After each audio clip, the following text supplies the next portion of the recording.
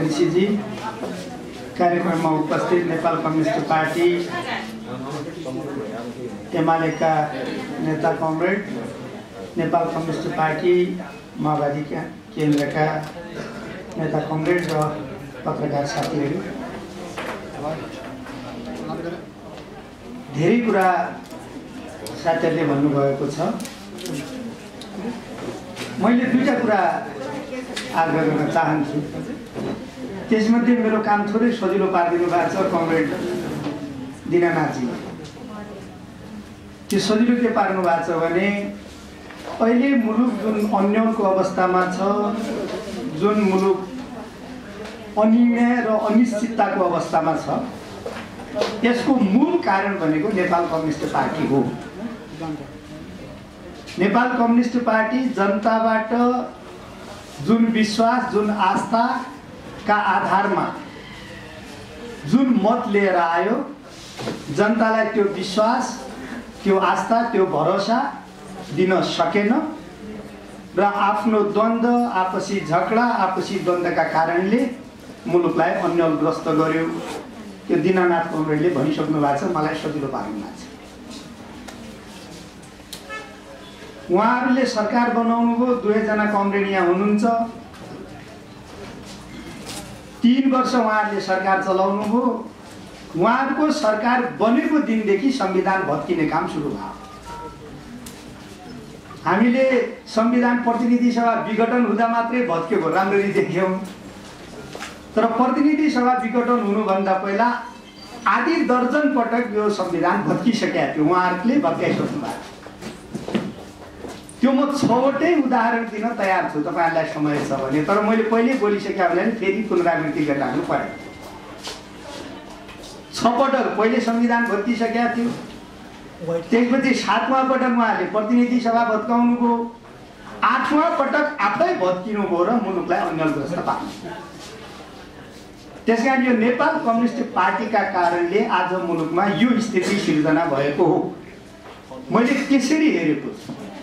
म कम्युनिस्ट पार्टीभित्र प्रधानमन्त्री कमरेड केपी ओलीजीको जिम्मा कति कुरा जान्छ, कमरेड प्रचण्ड, माधवजी, झलनाथजी र मेरो प्रिय कमरेड दीनानाथजीको तर्फ कति जिम्मेवारी जान्छ, त्यो मैले प्रवेश गर्ने विषय होइन। मैले जानेको कुरा नेपाल कम्युनिस्ट पार्टीका कारणले मुलुक यो स्थितिमा पुग्यो। उहाँहरूले जनतालाई दिन सक्ने विश्वास, आशा, भरोसा दिन सक्नु भएन। एउटा कुरा त्यो दीनानाथ कमरेडले भनेर मलाई सजिलो पार्नुभयो। खगराज कमरेडको मैले सुन्न पाइनँ।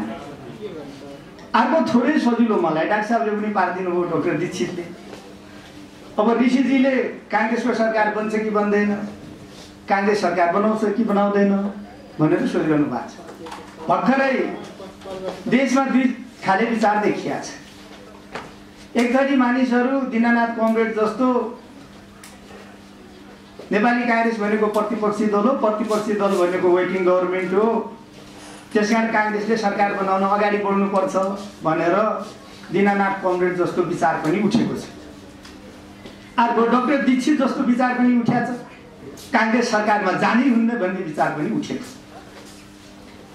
अब यो दुईटा विचारका बीचमा मैले के आग्रह गर्न चाहन्छु भने दीनानाथ कमरेडले भन्नुभएको जस्तो हामी प्रतिपक्षी दल हो, 5 वर्षसम्म हामी प्रतिपक्षमा बस्नकै लागि आएको, 5 वर्ष बस्न भनेर तयारै भएर बसेका थियौँ, अहिले पनि हामी तयारै छौँ।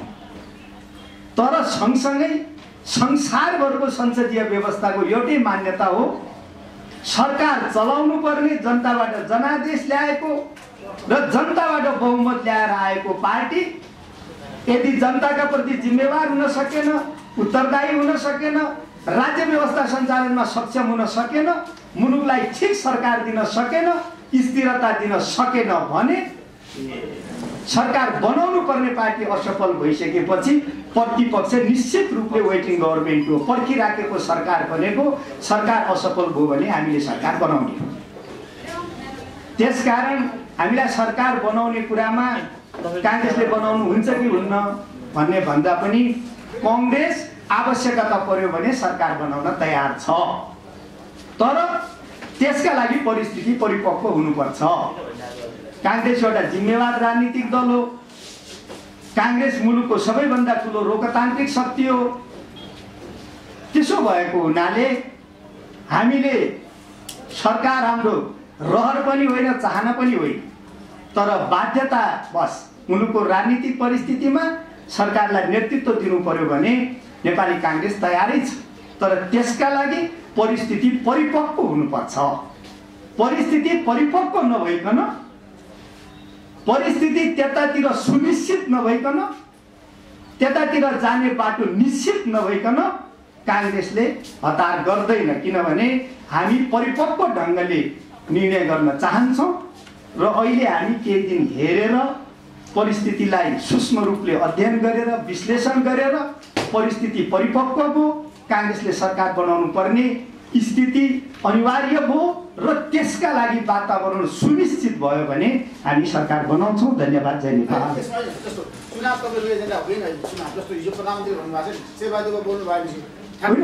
चुनाव त अब यसो छ, कुरा के छ भने सर्वोच्च अदालतको पछिल्लो फैसलाले प्रतिनिधि सभाले वैकल्पिक सरकार दिन सक्ने अवस्थासम्म अर्को निर्वाचनमा जानुहुन्न, प्रतिनिधि सभाबाटै वैकल्पिक सरकारको खोजी गर्नुपर्छ भनेको छ। हामी सकेन भने प्रकारान्तरले जाने भनेको त निर्वाचनमै। नेपाली कांग्रेस अनिर्णयको बन्दी किन? तपाईहरु नेकपा एमालेका अध्यक्ष केपी ओलीसँग मिलेर जाने कि केपी ओली इतरका दलसँग मिलेर जाने? हामी बिल्कुलै अनिर्णयको बन्दी छैनौँ। हामी परिपक्व ढङ्गले निर्णय गर्न चाहन्छौँ। हामी परिस्थितिको सूक्ष्म रूपले अध्ययन गरिराखेका छौँ, विश्लेषण गरिराखेका छौँ र जब परिस्थिति सुनिश्चित हुन्छ, जब परिस्थिति परिपक्व हुन्छ, त्यो ढङ्गले हामी अगाडि बढ्छौँ।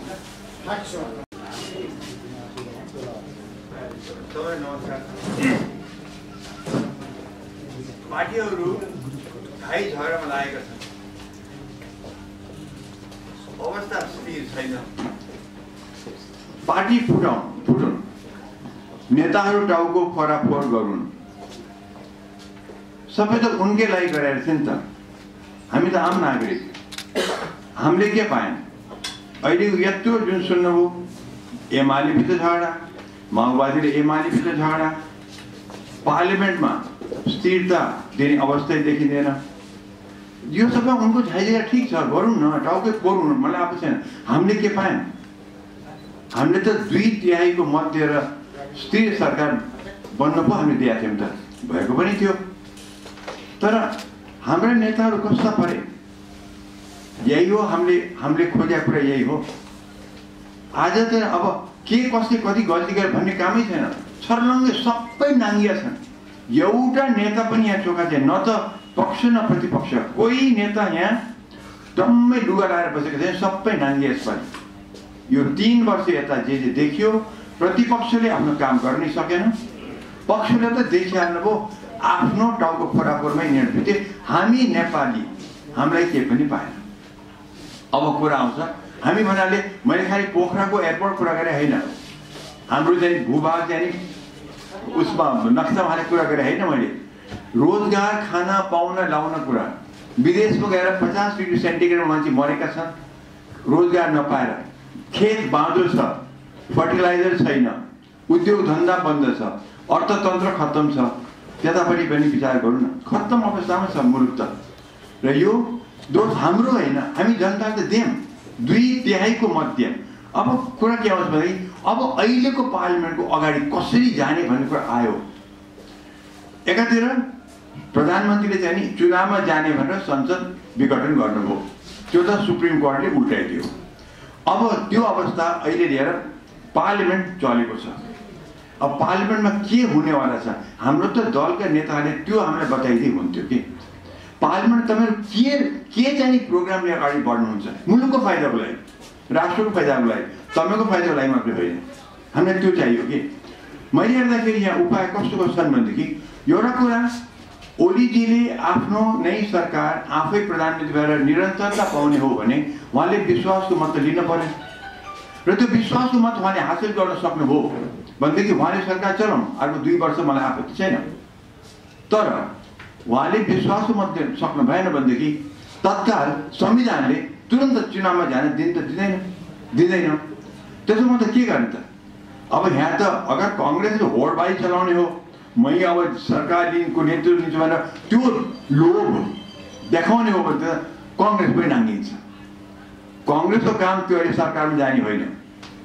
कांग्रेसको काम अहिले चाहिँ आफू यति तल खसेको छ, त्यो कांग्रेसले त अब आफूलाई पार्टी बलियो बनाएर आफ्नै एकता पनि जोगाउनु पर्यो। यिनमा त देखिहाल्नु दुईटा तीनटा चाहिँ कुरा आइरहेका छन्, एउटा नेता एउटा कुरा भन्छ, अर्को भन्छ। त्यसैले यिनी पनि एक छैनन्। त्यो अगाडि कसरी बढ्ने यिनी सोच्नु पर्यो। मेरो विचारमा या त ओलीजीले विश्वास मत दिएर अगाडि बढुन्, होइन भनेदेखि उहाँले राम्रोसँग सदा सहायता देखाएर ठिक छ मैले पाइनँ मत, उहाँले समर्थन दिनु पर्यो। मेरो विचारमा आज जो पार्लियामेन्टमा हामीलाई त चाहियो प्रधानमन्त्री, एउटा असल प्रधानमन्त्री चाहियो, खालि अहिलेको टालटुल गरेर राखिदिने मात्रै।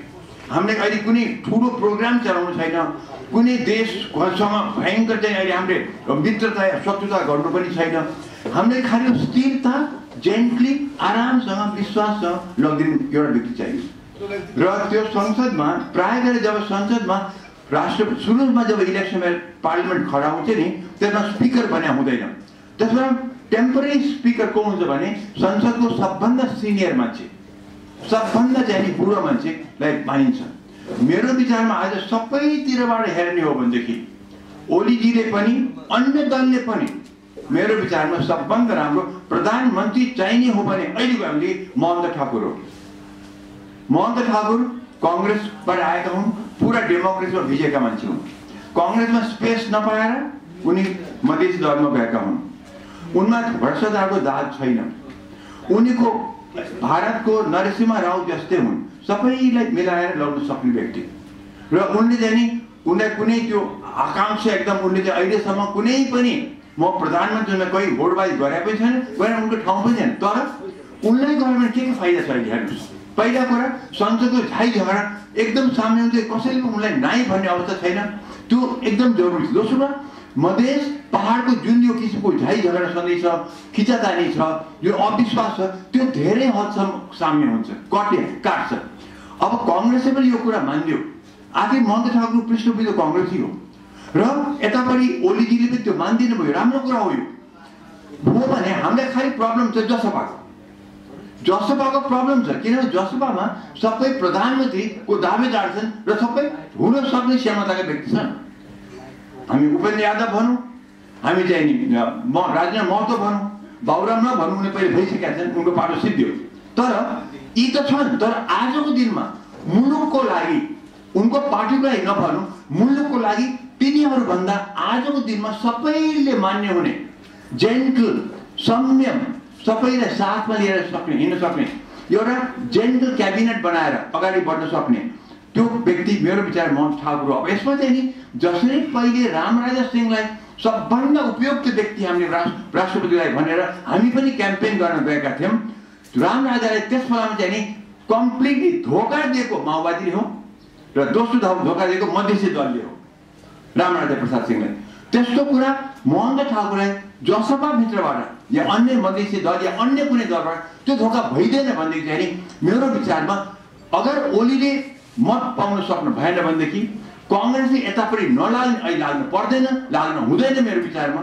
उनले त अब आफ्नो चाहिँ इलेक्सनतिर 2 वर्षमा आउने इलेक्सनलाई उनले अगाडि बढ्न पर्छ र महन्त ठाकुरले मेरो विचारमा सबै दललाई मिलाएर उनले चाहिँ एउटा गभर्मेन्ट बनाएर अगाडि बढ्यो भनेदेखि सबभन्दा, र त्यो गभर्मेन्ट एक प्रकारले चुनावी गभर्मेन्ट हुन्छ, तर चुनावी गभर्मेन्ट नाम चाहिँ हुँदैन, त्यो गभर्मेन्ट नै हुन्छ। त्यसैले सबभन्दा राम्रो महन्त ठाकुर जस्तो व्यक्तिले एउटा सर्वदलीय सरकार बनाएर अगाडि बढ्नुमा अगर ओलीले गर्न सक्नु भएन त्यो गर्नु राम्रो हुन्छ। त्यो निकास मैले त्यो देखेको छु अहिलेलाई, त्योभन्दा अर्को विकल्प म देख्दिनँ। अब हो अगर संसदले चाहिँ पटक्कै प्रधानमन्त्री दिन सक्छ, चल्न नसक्ने होइन, त्यो त्यसमा चाहिँ संविधानले दिँदैन, प्रधानमन्त्री चुनिन नसक्ने अवस्था आउनुपर्छ।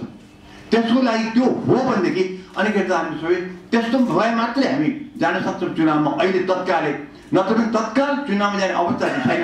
जबकि चाहिँ नि अहिले चुनावमा जानु पनि खराब चाहिँ होइन।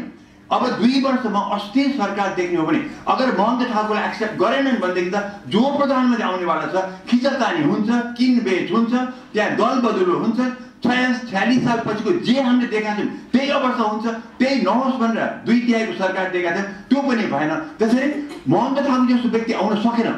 ओलीले चाहिँ त्यहाँ पुलिन विश्वास दिन सक्नु भएन भनेदेखि अरू दलको मान्छे बनेर प्रधानमन्त्री बनेर खिचातानी खालि दल बदलेर पैसाको चाहिँ लेनदेन भएदेखि त्योभन्दा त बरु सबैभन्दा राम्रो इलेक्सनमै जानु राम्रो हुन्छ। तर त्यो भएर 2 वर्ष हामीले फेरि अर्को दुर्दशा सहनुभन्दा त्यो नै राम्रो हुन्छ। अब यो संसदका नेताहरूले संसदका पार्टीहरूले बुझुन् खतरा कहाँ छ। 2 वर्ष खिचातानीमा गयो भने झन् खतरा हुन्छ।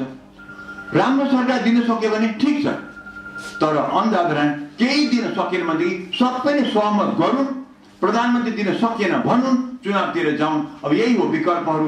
हामी आम नागरिक राष्ट्रले खोजेको त्यो हो। अब तपाईँ पार्टीकोमा सबै लोभ लालच मात्रै छ, अहिले त्यही देखिया छ। तपाईँहरू बन्नुभयो, जनता त बनेको छैन। तपाईँहरूले महल खडा गर्नुभयो, जनताको त महल खडा गरेको छैन।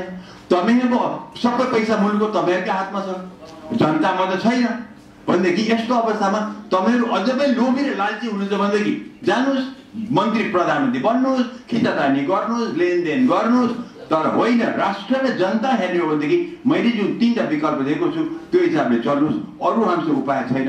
यति नगर्ने हो भनेदेखि हाम्रो मुलुक अहिले एकदमै खराब अवस्थामा छ। पछाडि कसले के ओलीले के भने, अब प्रचण्डले के भन्यो, यो सबै नजाउँ। अब त्यो गएर के फाइदा? कोट्याउँदै जाउँ, खालि झैझगडा पर्छ, खालि दुःख मात्रै हुन्छ। त्यसो नगरौँ। दलहरू सक्छन् मिलुन्, सक्दैन भने फुटुन्। हामीलाई के मतलब हो? तपाईँहरू मलाई केही फरक पर्दैन, हामी नागरिकलाई केही फरक पर्दैन। आज एमाले फुटोस् कि बसोस् हामीलाई के मतलब? मलाई त मेरो मुलुक चाहियो, जनताले रोजगार चाहियो, हाम्रो अर्थतन्त्र बलियो हुनु पर्यो। कोरोनाको भाइरसको अहिले भ्याक्सिन अहिले आउन सकेको छैन, अहिलेसम्म आएको थियो। अब त्यो अहिले खतरामा पऱ्यो, त्यो तपाईँ हामी लाग्नु पर्यो। तर तपाईँ सुन्नुभयो अहिले एमालेको फुट ओके, प्रचण्ड हुँदा बाहिर कसैले भ्याक्सिनको कुरा गरेको छ? कसैले भ्याक्सिन कुरा गरेको छ? पहिलो भ्याक्सिन लिइसक्यो, दोस्रो नआउने अवस्थामा छ। यहाँ कसैले त्यो कुरा गरेर सुन्नुभयो तपाईँहरूले? कोही कुरा गर्दैन भयो, खालि आफ्नै खिचातानी। यही हो जनताको लागि उनीहरूले गरे। जस्तो मेरो प्रश्न तपाईँलाई अहिलेको अवस्थामा शेरबहादुर देउवा डाक्टर बाबुराम भट्टराई प्रधानमन्त्रीलाई उपयुक्त होइन, त्यो विषयमा असम्भव हो। किन? बाबुराम भट्टराई पाइसकेका छन्, कतिचोटि दिने? शेरबहादुर देउवा किन? कारण के? उनको अहिले के हैसियत छ? कङ्ग्रेसको अवस्था उनले त काम के भने 2 वर्ष अगाडि चान्स पाएका छन्। उनले चाहिँ आफ्नो अब चाहिँ नि कङ्ग्रेस फुटेको छ। कङ्ग्रेस भने कुनै एकता नै छैन। अब एक आवाजले त बोल्न सक्यो पहिले, त्यसपछि बलियो बनाऊ इलेक्सन जरुर। म यो पनि बताइन्छु, कङ्ग्रेसले बुद्धि पुऱ्यायो भनेदेखि यो जो इलेक्सन आउँछ अहिले तत्काल होस् या 2 वर्ष पछि, कङ्ग्रेसले अहिले बुद्धि पुऱ्यायो सरकारमा नगएर बरु मिलिजुली सरकार जस्तो मैले भने महन्त थापासँग मिलेर चाहिँ अगाडि बढ्यो भनेदेखि नेक्स्ट इलेक्सन कङ्ग्रेसले जित्छ। किनभने एमालेहरूको माओवादीहरूको र कम्युनिस्ट पार्टीको तिनै ग्रुपको चाहिँ यसपालि त्यत्रो जित हुनेवालै छैन। कङ्ग्रेसले सबभन्दा फाइदा उठाउन सक्छ बुद्धि पुऱ्यायो भने, लोभ लालच गरेन भने। तर गऱ्यो भनेदेखि कङ्ग्रेस पनि गयो, अनिखेरि चाहिँ त फेरि कसले जित्छ भन्न सक्दिन। त आजको दिनमा सबभन्दा फाइदा इलेक्सनमा गएको खण्डमा, जान पर्यो खण्डमा कङ्ग्रेसलाई हुन्छ सबभन्दा बढ्ता फाइदा। डाक्टर साहब तपाईले यो पुरुषवादी चिन्तन मात्रै किन राख्नु भयो? के ठाकुर मात्रै हुनु के पुरुषवादी चिन्तन, पुरुषवादी जसरी तपाईले महन्त ठाकुरको नाम लिन सक्नु भयो भने महिलाहरूलाई प्रधानमन्त्री बनाएर दिएर 2 वर्ष चलायो भने के हुन्छ? त्यही म भन्छु नि, मैले खालि मुलुक हेरेको छु। अहिले मैले अघि सुरुमा के भने सबभन्दा वयोवृद्ध, सबभन्दा खारिएको व्यक्ति, त्यो ठाउँमा मैले एउटा मान्छेको नाम गएँ। अब तपाईँ अर्को मान्छे दिनुहोस्, मलाई आपत्ति छैन। तर मैले मुलुक हेर्नु पर्यो, कसले हाँक्न सक्छ, कसले सब मिलाउन सक्छ, कसले समेट्न सक्छ, को संयम छ, को उग्रवादी छैन, त्यो सबै मैले हेर्नुपर्छ। त्यो मैले त्यो हिसाबले गएर तपाईँ अर्को मान्छे दिनुहोस् विकल्प, मलाई के आपत्ति? मतलब मेरो मुलुक हाँक्ने मान्छे चाहियो बा मलाई, त्यति मात्रै हो। एमाले राष्ट्रपति दिन सक्यो, महिलामा प्रधानमन्त्री दिन सक्यो होइन, दिएको नभनौँ। अब उहाँले दिन सक्नुहुन्छ कि छैन, अब हुन्छ कि हुँदैन जस्तो लाग्छ तपाईँ? एमालेमा त्यस्तो महिला नेत्रीहरू छन् छैन? म त भन्छु कि एमाले अहिले पहिले त ओलीजीले विश्वासको मत दिनु पर्यो। त्यसपछि के हुन्छ त्यो नभइकन हामी पहिले चाहिँ नि त्यो चाहिँ नि पुल क्रस नगरिकन अर्को पुलमा कुरै छैन। पहिलो उहाँले विश्वासको मत त दिन पर्यो नि। सक्नु भएन भने अर्को पो कुरा आइराखेछ भने सक्नु भने कुरा आइहाल्ने अर्को हुन्छ। डाक्टर साहब त्यो पार्टीहरू फुट्ने, सरकार बन्ने, ढल्ने, गिराउने, लडाउने जे आन्तरिक रूपमा भइराखेको छ देखिन्छ। आन्तरिक रूपमा, आन्तरिक होइन बाह्य इन्ट्रेस्ट नमिलेको कारणले गर्दा यस्तो भएको हो, छिमेकीहरूको इन्ट्रेस्ट मिलेन, छिमेकीलाई कम्फर्टेबल भएन भन्ने छ। यसमा छिमेकीको भूमिका कस्तो देख्छ? यसमा जहिले पनि त्यो हुन्छ, जहिले पनि अनुमान त्यो गरिन्छ, धेरैचोटि भएको पनि छ। आखिरमा हाम्रो 7 साल आएको त बाहिरी हेल्पबाट हो, 46 साल बाहिरी हेल्पबाट आएको, माओवादीहरू मिलेको पनि बाहिरी हेल्पबाट हो होइन र, गिरिजामा हो। सो त्यो हुन्छ, तर त्यो सबै सकारात्मक थियो। त अहिले आएर चाहिँ हस्तक्षेप जो हो भनेदेखि हामी कमजोर भएर, हामी बलियो हौँ, कसरी के हस्तक्षेप गर्नै सक्दैन नि। म एक हुँ, म सिधै कुरा, इजरायललाई कसरी हस्तक्षेप गर्न सक्छ? इजरायललाई वरिपरि जता मुसलमान मुलुक छन्, गर्न सक्छ? त्यसरी हामी कमजोर भएर जस्तो हुन्छ हो। बाहिरी हस्तक्षेप होइन, हामीले सहयोग धेरै पाएका छौँ, हामीले राम्रो पनि हो, तर हस्तक्षेप गरेर दिने हो भनेदेखि हामी आफै बलियो हुनुपर्छ, हाम्रोमा एकता हुनुपर्छ। तर त्यो पार्टीहरूको देखिहाल्नुभयो, यिनले त हामीलाई पनि एकता गर्न दिएन, जनतालाई पनि एकता गर्न दिने अवस्था हुन्छ।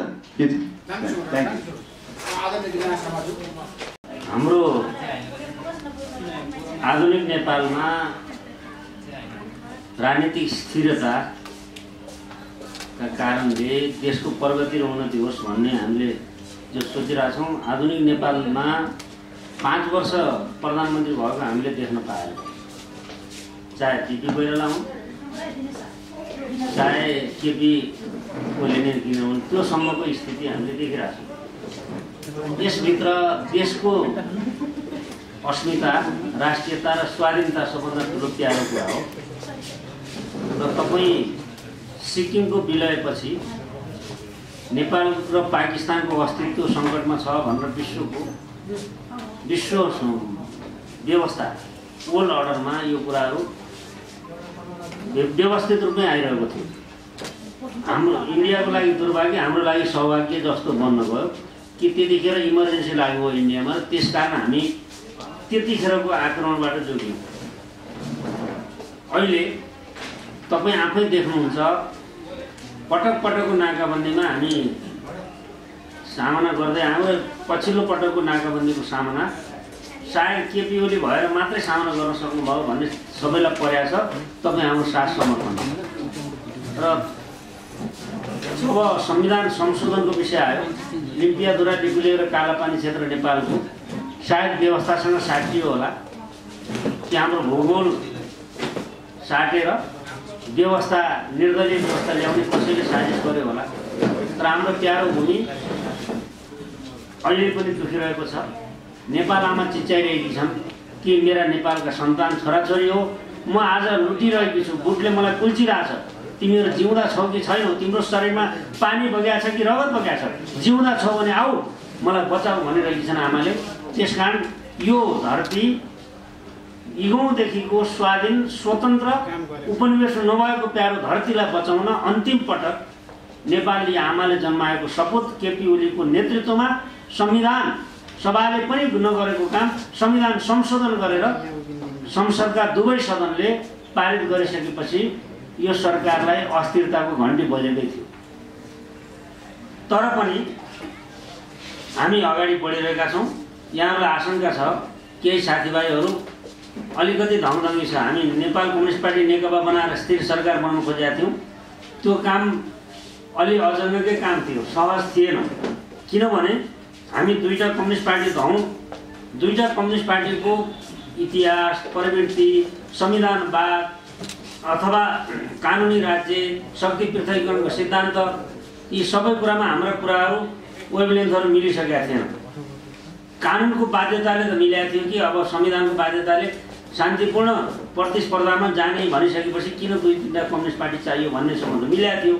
तर त्यसको ओरिजिनालिटी, त्यसको उद्गम फरक थियो। कब्जावादी एउटा थियो भने अर्को आवधिक निर्वाचनको विधिद्वारा, कानुनको सर्वोच्चताको विधिद्वारा जाने प्रवृत्तिका दुईटा प्रवृत्तिहरू मिलेर हामी काम गर्दै थियौँ। र यो दुर्घटनाको सम्भावना त छँदै थियो, तर दुर्घटनाको पाटो कमजोर र यो दुर्घटना नहुने पाटोलाई बलियो बनाउन हामीले कोसिस गरिरहनु। दुर्भाग्यवश दुर्घटना भयो। फेरि सर्वोच्च अदालतको त्यो संसद पुनर्स्थापनाले के गर्यो त भन्दा तपाईँले देखिरहनु भएको छ। संविधानको धारा 114ले भन्छ संसद सुरु भएको पहिलो दिन नै अध्यादेश टेबल गर्नुपर्छ। अध्यादेश टेबल भएन, अध्यादेश टेबल भयो भएन भने अध्यादेशको विरोध भयो। संवैधानिक परिषदको नियुक्तिको सम्बन्धमा। तर त्यो टेबल भएन भनेर मलाई नै भन्नुभयो सामान्य प्रतिनिधि सभाको सभामुखज्यूले, भोलिपल्ट त्यो प्रस्तुत भएको भनेर उहाँले दर्ता गर्न थाल्नु र दर्ता भयो भनेर गरियो। यसले के गर्यो भने संविधानवाद संसदको पुनर्स्थापनाले के गर्यो भन्दाखेरि अस्थिरता निम्ति आयो, अराजकता निम्ति आयो भन्ने कुरा पुष्टि नै भयो नि। अध्यादेश टेबल हुन दिइएन, अध्यादेश, अनि त्यो टेबल भएको भनियो। अनि फेरि अरू अध्यादेश कस्ता छन् भने एसिड आक्रमण विरुद्ध, यौन अपराधसँग सम्बन्धित विषयहरू छन् अध्यादेशहरू। 33 अध्यादेशहरू समेत डे 1 मै संविधानको धारा 114ले किटेर बनाएको छ, प्रतिनिधि सभा नियमावलीले किटेर बनाएको छ, डे 1 मै प्रस्तुत हुन पाएन। अनि को हो त संविधानको परिपालना गर्ने, कसले गरिरहेछ? त्यस कारणले कुरा के हुन्छ भने अप्ठ्यारो छ। कम्युनिस्ट पार्टीको विभाजन खुसी हुनेहरू पनि छन्, तर विभाजन हुँदैन भनेर सिद्धान्तहीन एकता हुन सक्दैन, निष्ठाहीन एकता हुन सक्दैन। राष्ट्रलाई प्राथमिकता नराखेको, देश र जनतालाई प्राथमिकता नराखेको एकता हुन सक्दैन। त्यसैले अब नीति निष्ठाका साथ हिजो हामीले गरेको एकता कानुनको हिसाबले पनि त्रुटिपूर्ण रहेछ, संगठनात्मक संरचनाको हिसाबले पनि त्रुटिपूर्ण रहेछ र भावनात्मक एकताको हिसाबले पनि केही कमजोरी सहितकै रहेछ। त्यसकारण अब हामी नयाँ उचाइका साथ यो एकतालाई लाने कोसिस गर्ने। त्यसका निम्ति अब शत्रुको क्याम्पमा बमबार्डिङ गरेर फर्केर आछौँ भन्ने नेता पनि फेला परियो। शत्रुको क्याम्पमा बमबार्डिङ गर्यो भनेको त लिम्पियाद्वारा लिपुलेर कालापानी क्षेत्र ल्याउने होला नि। अनि यही बेलामा कम्युनिस्ट आन्दोलन र संसदलाई कमजोर बनाउने काम जहाँबाट भएको छ त्यसको सही मूल्याङ्कन आम नेपाली जनसमुदायले गरेका छ, तपाईँ मिडियाकर्मीले गर्नुभएको छ, राजनीतिक कर्मीले गर्नुभएको छ। हामी ढुक्कका साथ भन्छौँ हामी सही ठाउँमा छौँ र निरन्तर एकताको पक्षमा हामी हुन्छौँ। राष्ट्रिय एकताको, राष्ट्रिय स्वाधीनताको, सार्वभौमिकताको रक्षाको लागि हामी सम्पूर्ण कुरा बलिवेदीमा हुन तयार छौँ। प्यारो भूमि आज लुटिरहेको छ, यो भूमि फर्काउने कामको अगुवा गरेका केपी ओलीलाई हामी साधुवाद दिन चाहन्छौँ, धन्यवाद दिन चाहन्छौँ। र कम्युनिस्ट आन्दोलनको एकता पनि उहाँकै कारणले भएको थियो र अब नयाँ वैज्ञानिक आधार, वस्तुनिष्ठ आधार र संरचनागत कुराहरू पनि हामी त्यसैले निर्माण गरेर नयाँ एकताको खोजी गर्छौँ। केही साथीभाइहरू हिजोको ह्याङओभर पनि छ हैन, धर्मराउनु भएको छ, ह्याङओभर छ। अनि जुन तहको नेतृत्वमा जिम्मामा पुगेको भए पनि शालीनता, सौम्यता, धैर्यता, क्रान्तिकारीहरू धैर्यता गुमाउँदैन। क्रान्तिकारीहरूलाई पुष्पलालले के भन्नुभएको छ भने गुटबन्दी सबभन्दा ठुलो अपराध। आज पार्टीको अध्यक्ष महासचिवले अपिल गर्नुभएको छ कि तपाईँहरू भेला नगर्नु, गुटगत भेला भइरहेछ। तर त्यहाँ आउने सबै मान्छेहरू त्यो पुष्पलालले भने जस्तो अपराध कर्मका साक्षी होइनन्। उनीहरू निश्चित रूपमा केही कुराहरू त्यहाँभित्र कन्फ्युजन छ। केही नेताहरूको कहीँ न कहीँ अनुबन्धन छ। कहाँ अनुबन्धित हुनुहुन्छ भविष्यले देखाउँछ। इतिहासका आफ्ना कर्महरूमा वर्तमानमा उभिएर भविष्यले देखाउँछ र त्यो जगमा उहाँहरू जहाँ उभिनु भएको छ त्यो जग वास्तवमा जनता र देशको हितको निम्ति छैन। र त्यसकारण पार्टीले आधिकारिक रूपमा नगर्नु भनेर गरेको भेलालाई अराजकता भन्छ, गुटबन्दी भन्छ। त्यस्ता गुटबन्दी क्रियाकलापहरूलाई धेरै अब दुःख त छ हामीलाई, तर धेरै महत्त्व हामीले दिन चाहन्नौँ र हामीलाई विश्वास छ त्यहाँ हुनुभएका साथीहरू सही मार्गमा फर्कनुहुन्छ र हाम्रो नेपाल कम्युनिस्ट पार्टी एमाले एकताबद्ध रहन्छ मूल रूपमा र नेपाली कम्युनिस्ट आन्दोलनलाई नयाँ जगमा हामी एकताबद्ध बनाउँछौँ र हाम्रो प्यारो भूमिमाथि वैदेशिक हस्तक्षेप जुन भइरहेको छ, विदेशी सेनाहरू, मैले 3 पटकसम्म सङ्कल्प प्रस्ताव राखेँ संसदमा, प्रतिनिधि सभामा। त्यो सङ्कल्प प्रस्ताव छलफलको बेलामा अन्तिममा आएर सभामुखले रोक्नु। यो दुनियाँले देखाएको छ नि, दुनियाँले देखाएको छ, तपाईँले देख्नु भएको छ। म भन्न चाहन्छु मलाई मेरो पार्टी होइन, मलाई मेरो देश प्यारो छ, मेरो माटो प्यारो छ, मेरो धरती प्यारो छ। त्यसको अगुवाई तुलनात्मक रूपमा म रहेको पार्टीले गरेको हुनाले म त्यो पार्टीमा छु। त्यसलाई मलाई गौरव साथ भन्न चाहन्छु। यो देशको, देशभक्तिको झन्डा माथि उठाउने काममा हामी सबै सङ्कल्पबद्ध हौँ। यहाँहरूको सबैको साथ समर्थन निरन्तर रहनेछ। तपाईँहरू धैर्यपूर्वक हेरिरहनुहोस्। हामी हाम्रो पार्टीलाई एकताबद्ध पनि बनाउँछौँ, आन्दोलनलाई एकताबद्ध पनि बनाउँछौँ, देशभक्तिको स्वाभिमानी आन्दोलनलाई अगाडि बढाउँछौँ। जहाँसम्म संसदले काम गर्न सकेन, सरकार दिन सकेन भने होइन त स्वाभाविकै रूपमा अब संविधानमा हिजो प्रधानमन्त्रीले गरेको निर्णय राजनीतिक रूपमा त ठिक रहेछ भन्ने ठाउँमै पुग्ला देश। त्यो पनि अहिले हामीले हतारो छैन, यहाँले देखिरहनु भएको छ। तर देश स्ट्याग्नेसनमा छ, त्यसैले स्ट्याग्नेसन हाम्रो चाहना होइन। हाम्रो देशलाई अग्रगमनतिर लाने हो। समृद्धिको यात्रा त कहिले भएको थिएन। रेलको कुरा गर्दा खिसिटिउरी गर्थे, बाटा चागला बनाउँदा खिसिटिउरी गर्थे, एयरपोर्टका कुरा गर्दा सम्भव छ र भन्थे। एयरपोर्ट त देख्नु 24 घण्टा त्रिभुवन अन्तर्राष्ट्रिय विमानस्थल चल्न सक्ने छ। केही समयपछि यहाँहरूलाई स्वागत छ पोखरामा। पोखराको अन्तर्राष्ट्रिय विमानस्थलमा यहाँहरू सबैलाई स्वागत हामी गर्न चाहन्छौँ। रङ्गशाला पोखराको देख्नुभयो, पूर्व पश्चिम लोकमार्गहरूको स्तर उन्नति तपाईँले देखिरहनु भएको छ। उत्तर दक्षिण करिडोरहरू यहाँले देख्नु भएको छ। हामीले भन्नै परेन, संयुक्त राष्ट्रसङ्घले हामीलाई विकासशील राष्ट्रमा सिफारिस गरिसक्यो कोभिडको यत्रो आक्रमणको बेलामा पनि। यस कारणले विकासको अभूतपूर्व लहर यही बिचमा आएको कुरा पनि यहाँलाई थाहा छँदैछ। तर यसको अनिवार्य शर्त भनेको स्थिरता हो। भीममल्ल र भीमसेन थापा रेटिनु परेको मुलुक हामीले देखेर आएका छौँ। त्यो अभिशप्त इतिहास दोहोरिन नदिन हामी सबैले आफ्नो ठाउँबाट अब योगदान पुर्याएका छौँ। जसले पुर्याउनु भएको छ यहाँलाई धन्यवाद। मैले संक्षिप्त रूपमा आफ्नो कुरा यही पुर्याउँछु। धन्यवाद। सरकार बचाउनुको लागि चाहिँ के गर्दै हुनुहुन्छ भित्र त्यो पनि बताइदिनु न। सरकार बचाउन हामीले केही पनि गरेका छैनौँ। होटलमा मान्छे सांसद लगेर थुन्ने काम पनि गरेका छैनौँ। एउटै बिमार लाएर उपचार गर्न बैंकको होटलमा मन्त्रीहरू समेत एउटै होटलमा लगेर उपचार गर्ने काम पनि गरेका छैनौँ। हामीले नीति निष्ठा र विचारका आधारमा हामीले भनेका छौँ होइन। अब हामी कसैका लागि बाहिर विदेशका लागि कम्फर्टेबल गभर्मेन्ट बनाउनु खोजेका छैनौँ। किसान, मजदुर, महिला, मेहनतकश जनता, बुद्धिजीवी, यहाँको उद्यमी, व्यवसायी, देशभक्त वीर वीरङ्गनाहरूको निम्ति कम्फर्टेबल हुने सरकार यहाँ छँदैछ। यो सरकारलाई जसले सपोर्ट गर्नुहुन्छ हामीले अपिल गरेका छौँ। अरू केही हामीले त्यस्तो केही काम गरेका छैन। तपाईँको भाषामा त मुखमा राम राम बगैलीको छुरा देख्छु।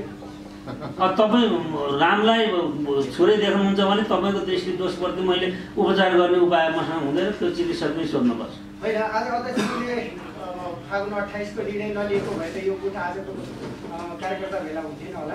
होइन, त्योभन्दा पहिले नै भयो। पेरिस डाँडामा पार्टी अलग अलग भइसकेपछि रुँदै रुँदै छोरीलाई घर फर्काए जस्तो होइन, माइतबाट घर फर्काए जस्तो पहिले हुन्छ त्यस्तो चाहिँ। नेकपा एमालेसँग हुन्छ, माओवादीसँग हुन्थ्यो होला नि।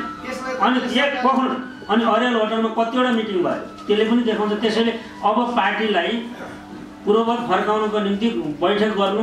अब अध्यक्षले बैठक बोलाउने हो, महासचिवले बैठक सञ्चालन गर्ने हो। बैठक सञ्चालन छ, उहाँहरूलाई खबर कतिलाई पुग्दैन खबर। कोही हरियाल होटलमा अल्मलियो, कोही पेरिस डाँडामा अल्मलियो होला। अनि अहिले त उहाँले आह्वान गर्नुभएको छ 7 गते बैठक गरिन्छ। 28 गतेका बैठकका केही कमी कमजोरी छन् अथवा सच्याउनु पर्ने कुरा छ भने सच्याउन तयारी छ भने उहाँले त आफैले धुमबराईमा बैठक आयोजना गर्नु भएन। अनि त्यसैले तपाईँले रामलाई छोरा देख्ने दृष्टिदोष तपाईँको। मैले यसको जवाब दिन अब अरू थप पऱ्यो। त्यति मात्रै होइन मान्यज्यू, अनि तपाईँले दोहोऱ्याएर सोध्नु अरू कसैको छैन। नेकपाकै नेता एमालेकै नेताहरू भन्ने गर्छन् प्रधानमन्त्री केपी ओली र उनी निकटका नेताहरूलाई सत्ता र शक्तिको मात लागेको छ, एमाले फुट्छ, त्यस पछाडि बहिर्गमित भए पछाडि फिल गर्नुपर्ने स्थिति आउँछ, उनकै कारणले यो स्थिति बनिरहेको छ भनेर भन्छन् एमालेकै नेता। त्यो सत्तामा आफै हाल मारेर डुबुल्की मारेर मन्त्री भएर भर्खरै आगाले भने होला। म त तपाईँले देख्नु भएको छ बहुमत आउँदा पनि मन्त्री नभएको मान्छे यहाँ जिउँदैछु। मलाई सत्ताले कुन मार लगाउनु पर्यो म यही बोलिरहेको छु नि। तपाईँ त्यही तुलना गर्नु न, भन्छन् भन्नै परेन नि। तपाईँले मैले देख्नु भएको छ त के मार लागेको छ त मलाई? सत्ताले मार लागेको देख्नु भएको छ? म हिजो होइन त्यस्तो भन्नेले भनिरहन्छ। जो आफै डुबुल्की मारेकाहरूले भनेका कुराप्रति मेरो कुनै चासो छैन। खगरा सर, मैले एउटा कुरा ठ्याक्कै सुने त्यसो भए अब KP Sharma Oli action oriented leader हो। उहाँले भन्नुभएको थियो यो कुनै पनि गुट भेला कसैले गर्न पाउँदैन, स्पष्ट रूपमा भन्नुभएको भेला भयो। अब उहाँले एक्सन गर्नुहुन्छ कारबाही गर्नुहुन्छ। अब एउटा कुरा के हुन्छ भने हामी कसैलाई कारबाही गरेर गौरव गर्नुभन्दा पनि विचारले एकताबद्ध बनाएर पार्टीलाई सङ्गठित र बलियो बनाउने कुरालाई प्राधान्यता दिन्छौँ। तर कसैले जौपुस तिल लिएरै पार्टी फोरिनै सङ्कल्प गरिरहेछ भने अब त्यो ठुलो हेरेर बस्न त सकिँदैन। 7 गतिको बैठकको पूर्वानुमानमा म अहिले किन त्यो भनिरहँ होइन। त्यसैले पार्टी विधान अनुसार चल्छ। बैठक त अब सूचना दिएर बैठकमा कोही आउँदैन भने हामीसँग त बहुमत कोरम छँदैछ। हामी नियमित बैठक सञ्चालन गरिरहन्छौँ। त्यसमा कुनै समस्या हुँदैन बैठकको सम्बन्धमा। सांसद पद जाने नजाने भन्ने कुरा उहाँले जान्नु भएको छ। म त्यतातिर अहिले जान्न चाहन्न। पार्टीको विधान अनुसार प्रक्रिया अगाडि बढ्छ। हस्, थ्याङ्क यू। नमस्कार।